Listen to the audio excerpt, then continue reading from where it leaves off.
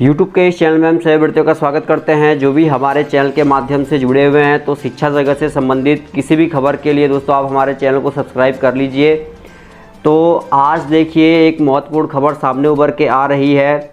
News 18 Jharkhand के official news channel के माध्यम से जो रजनीश सर हैं, जो पत्रकार हैं न्यूज़ 18 के, जो कि एजुकेशनल पत्रकार हैं और उनके द्वारा लाई गई हर खबरें सही होती हैं। एक बहुत बड़ा खुलासा उनके द्वारा किया गया है कि सरकार की जो समीक्षा बैठक हुई है उस बैठक में 7वें चरण को लेकर ये फैसला लिया गया है कि जो 7वां चरण है वो आपका आगे जा रहा है, दिसंबर के बाद जा रहा है। प्राथमिक का विज्ञापन जो है माध्यमिक के बाद आ रहा है। अप्रैल में कहीं ना कहीं इसका शेड्यूल और जारी किया जाएगा नियुक्ति का, और जो नियुक्ति कार्यक्रम है इसमें काफ़ी लंबा समय लग रहा है। अब बात ये सामने आती है कि क्या सरकार की मंशा साफ है कि वो बीटेड कराने जा रही है।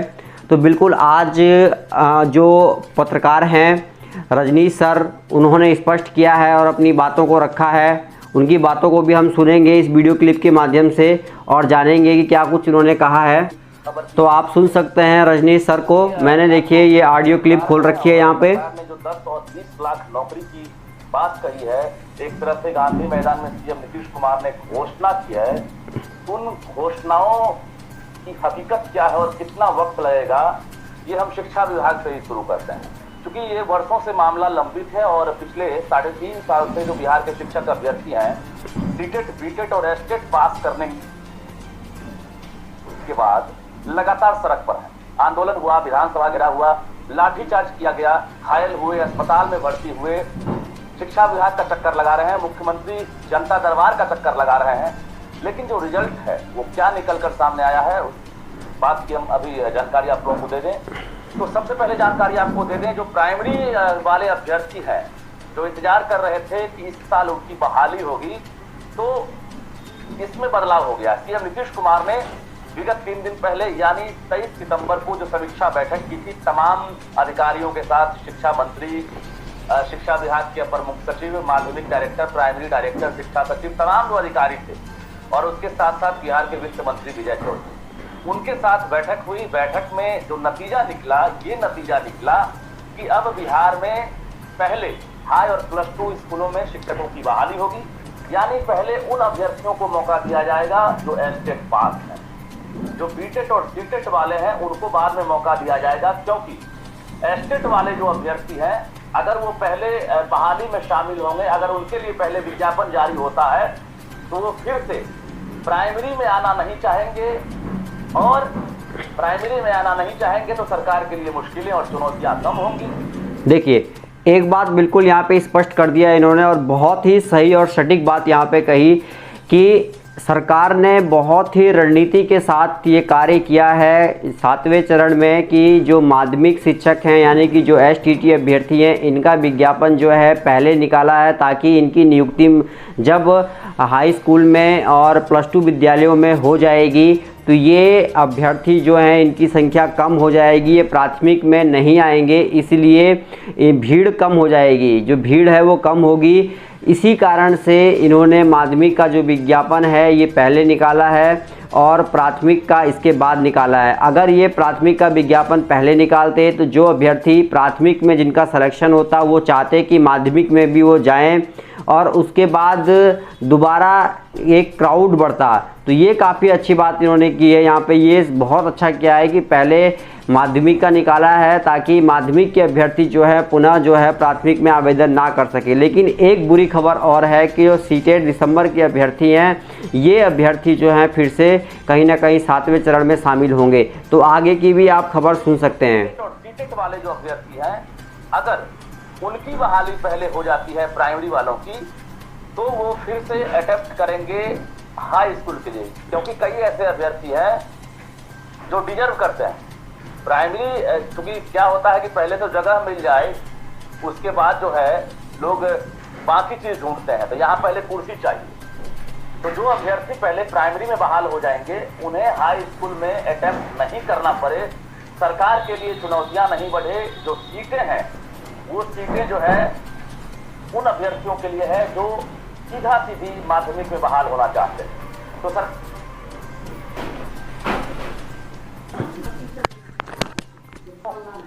बहाल होने का मौका मिलेगा और वो जो है विज्ञापन जारी होते ही फॉर्म फिलअप कर सकते हैं। पूरी तरह से सेंट्रलाइज होगा, ऑनलाइन होगा, कहीं से आपको किसी नियोजन इकाई में आपको फिजिकली रूप से आपको चक्कर नहीं लगाना पड़ेगा। आप घर बैठे जो है फॉर्म फिलअप करेंगे। और आपको ये जानकारी हम दे दें कि जो बीटेट और सीटेट वाले उनके लिए इसलिए मुश्किलें बढ़ रही है, इसलिए चुनौतियां बढ़ रही है क्योंकि जो दूसरी प्लानिंग है सरकार की, वो प्लानिंग है कि इसी साल आखिरी तक यानी नवंबर के बाद कभी भी बीटेट परीक्षा की घोषणा हो सकती है। सूत्रों के हवाले से खबर है, ये झटका जरूर होगा आप लोगों के लिए, लेकिन जो सच्चाई सामने निकल कर आ रही है यही खबर है कि सरकार पूरी प्लानिंग कर ली है कि नवंबर से दिसंबर के बीच में कभी भी बीटेट परीक्षा ली जा सकती है, घोषणा हो सकती है। और जो नए अभ्यर्थी हैं, जो डीएलएड पास किए हैं, उनको ये मौका मिल सकता है। तो निश्चित रूप से अगर नवंबर और दिसंबर में बीटेट की परीक्षा ली जाती है तो देखिए स्पष्ट है कि भाई नवंबर और दिसंबर में अगर बीटेट की परीक्षा ली जाती है तो कहीं ना कहीं भीड़ जो है वो बढ़ेगी। और एक बुरी खबर कही जा सकती है 7वें चरण के अभ्यर्थियों के लिए कि 7वें चरण में कहीं ना कहीं एक भीड़, एक क्राउड देखने को मिल सकता है, क्योंकि जो अभ्यर्थी सीटेट की परीक्षा पास करेंगे या बीटेट की जो तैयारियां चल रही हैं, सूत्रों के मुताबिक ये खबर आ रही है कि भाई बीटेट की परीक्षा जो है उसका आयोजन किया जा रहा है।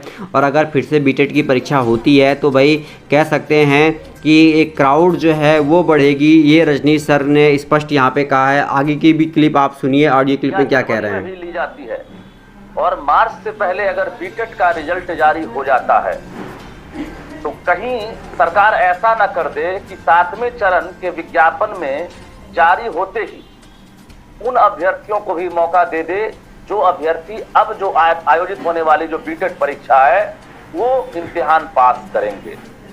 इसके बाद क्या होगा कि जो 3.5 साल से जो अभ्यर्थी लगातार इंतजार कर रहे हैं शिक्षक बनने का, उनके लिए प्रतियोगिता और टफ हो जाएगी। तो मास्टर बनना आसान नहीं है, ये राहें अभी चुनौतियों से भरी हुई है। दूसरी बड़ी मुश्किल ये है कि सेंट्रल के तरफ से जो सीटेट परीक्षा होती है, सीटेट परीक्षा दिसंबर में आयोजित होगी, उसका पहले से प्लानिंग तय होता है, उसको राज्य सरकार निर्धारित नहीं करती है।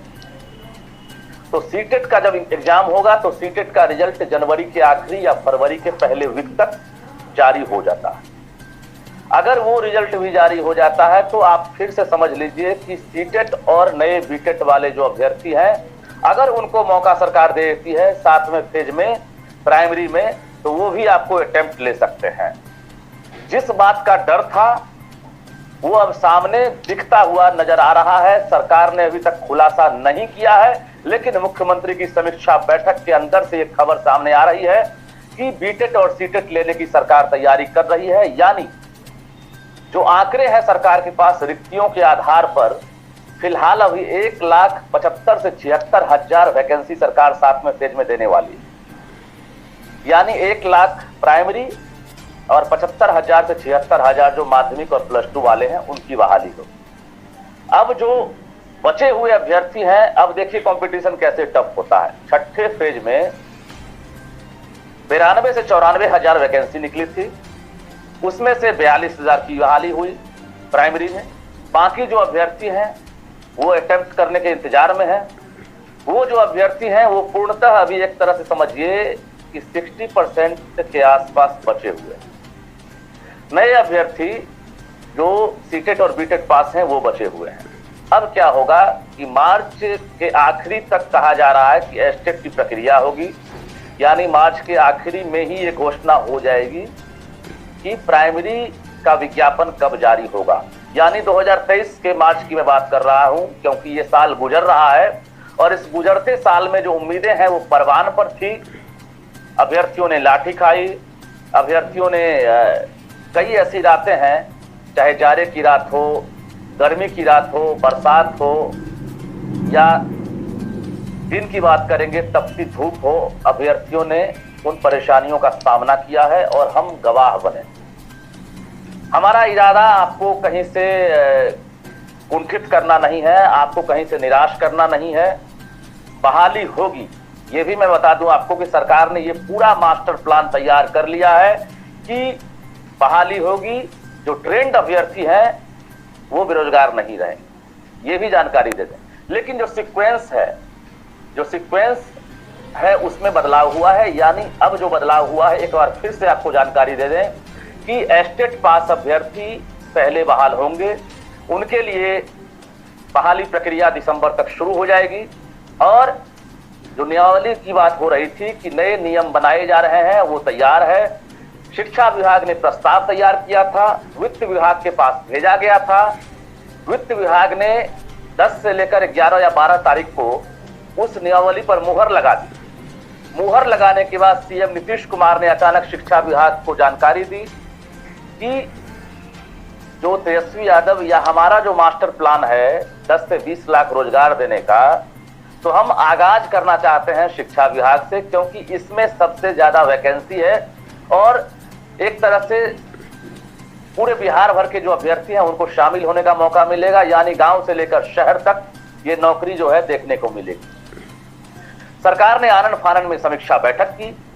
शिक्षा विभाग के अपर मुख्य सचिव ने तमाम डीईओ को, डीपीओ को 48 घंटे का अल्टीमेटम दिया कि जिन जिलों ने रिक्तियों का पूरा ब्यौरा नहीं भेजा है, अगले 48 घंटे के अंदर यानी 21 तारीख की रात तक हर हाल में शिक्षा विभाग को आप अपडेट करा दें। फाइनल कितने टीचर रिटायर्ड किए, कितनी सीटें हैं, कितने विषयवार शिक्षक की पद खाली है, तमाम चीजों की जानकारियां जैसे ही मिलती है 23 तारीख को सुबह 11 बजे से सीएम नीतीश कुमार तमाम अधिकारियों के साथ, मंत्रियों के साथ बैठक करते हैं। और बैठक लगभग 3.5 घंटे की बैठक थी। ये नतीजा निकल कर आया कि अब शिक्षा विभाग तैयारी में है कि इसी साल बहाली करेगी, लेकिन जो सीक्वेंस है वो बदल गया। अब हाई स्कूल की बहाली होगी, उसके बाद प्राइमरी वालों की बहाली होगी। आंदोलन सबने किया है, हम किसी के सिंगल पक्षधर नहीं है, हम दोनों के लिए बात कर रहे हैं। एस्टेट वालों ने भी आंदोलन किया और सीटेट बीटेट वालों ने भी आंदोलन किया। तो ये देखिए, आपने पूरी ऑडियो क्लिप सुनी है। मेन जो मुद्दा था ये मैंने समझने की कोशिश की कि आखिरकार जो पत्रकार रजनीश कुमार हैं वो क्या कहना चाहते हैं, संवाददाता। तो उनका यही कहना है कि भाई जो कुल मिला के कहना यही है कि पहले एसटीटी की बहाली होगी और जो तेजस्वी यादव हैं जो कि वो दिखाना चाहते हैं कि भाई वो सच में रोज़गार देना चाहते हैं, उसका आगाज़ करना चाहते हैं, तो उन्होंने उसका आगाज़ किया और रोज़गार का आगाज़ कर दिया है उन्होंने। तो उनका साफ तौर पे यहाँ पे संवाददाता रजनीश कुमार का केवल यही कहना है यहाँ पे कि अब कहीं ना कहीं जो 7वां चरण की प्रक्रिया है उसमें डिले होगा और संभावना ये भी बताई जा रही है कि अगर बीटेट या सीटेट कंडक्ट होता है तो उन अभ्यर्थियों को मौका मिल सकता है फिर से और क्राउड बढ़ेगा, कंपटीशन काफ़ी ज़्यादा बढ़ सकता है। लेकिन एक काम विभाग ने अच्छा किया है कि एस्टेट का विज्ञापन पहले निकाला है ताकि भीड़ जो है वो कम हो जाएगी। कुछ अभ्यर्थी जो है माध्यमिक में चले जाएंगे, वो पुनः प्राथमिक में नहीं आएंगे। अगर प्राथमिक का विज्ञापन पहले निकलता तो अभ्यर्थी प्राथमिक के लिए भी अप्लाई करते और माध्यमिक के लिए भी अप्लाई करते।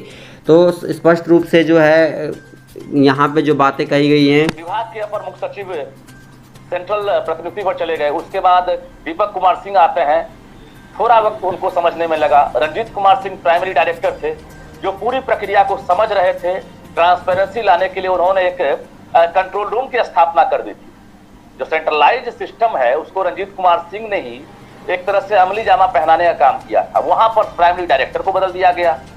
कोई भी नए अधिकारी जब आते हैं, चाहे वो आईएएस अधिकारी ही क्यों ना हो, अगर किसी नए विभाग में जाते हैं उनको समझने में वक्त लगता है। सरकार ने 2-3 जो बड़ी बड़ी गलतियां की है, उन गलतियों को खामियाजा अभ्यर्थियों को भुगतना पड़ रहा है, क्योंकि अचानक देखिए ये बात भी बिल्कुल सही यहाँ पे कही है उन्होंने कि जल्दी यहाँ पे देखिए प्राइमरी डायरेक्टर बदले गए, अपर मुख्य सचिव बदले गए। क्योंकि देखिए जब कोई भी नया प्राइमरी डायरेक्टर आता है तो उसे समय लगता है चीज़ों को समझने में कि क्या परेशानी है, शिक्षकों की नियुक्ति की प्रक्रिया में क्या परेशानी है। जो हमारे रंजीत सर थे काफ़ी अच्छा काम कर रहे थे, कंट्रोल रूम की व्यवस्था भी की गई थी उनके द्वारा, तो प्रक्रिया काफ़ी अच्छी चल रही थी। लेकिन उनका तबादला कर दिया गया। लेकिन विभाग इतनी जल्दी तबादला क्यों करती है? अगर ये तबादला की प्रक्रिया थोड़ा मतलब स्लो हो, जो भी आए प्राइमरी डायरेक्टर कम से कम 2 या 3 साल तक रहे, अपने पद पे बना रहे, तो उसे चीज़ों को समझने में थोड़ा सा वक्त जो लगा वक्त वो समझेंगे चीज़ों को और अच्छे ढंग से बहाली की प्रक्रिया संपन्न होगी। लेकिन ऐसा नहीं है, जल्द से जल्द तबादला कर दिया जाता है। ऐसा क्यों होता है, खुद सोचने वाली बात है ये। और जब ये जल्द से जल्द तबादला कर दिया जाता है तो अभ्यर्थियों को खुद में ये समझने में काफ़ी दिक्कत होती है कि भाई आय की प्रक्रिया कैसे संपन्न होगी, और नियुक्ति प्रक्रिया जो है वो काफ़ी उसमें व्यवधान या अड़चन आ जाता है। तो फिलहाल देखिएगा इस वीडियो में इतना ही। पसंद आया तो शेयर कीजिएगा। धन्यवाद दोस्तों। जय हिंद, जय भारत।